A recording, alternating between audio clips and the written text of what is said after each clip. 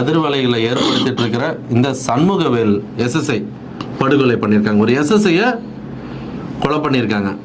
இதை எப்படி பார்க்குறீங்க? அது ஒரு அதிமுக எம்எல்ஏக்கு சொந்தமான தோட்டத்தில் அப்பாவுக்கும் மகன்களுக்கும் இடைப்பட்ட அந்த பிரச்சனையில் இவர் போய் தட்டி கேட்க போல, ஆஸ் அ போலீஸாக இன்ஃபர்மேஷன் வந்திருக்கு, பிரச்சனையை சால்வ் பண்ண போயிருக்கிறாரு. அங்கே அப்பாவும் பிள்ளையும் சேர்ந்து வெட்டியிருக்காங்க. ஓகே ஓகே ஓகே இதை எப்படி பார்க்குறீங்க பப்ளிக்கா?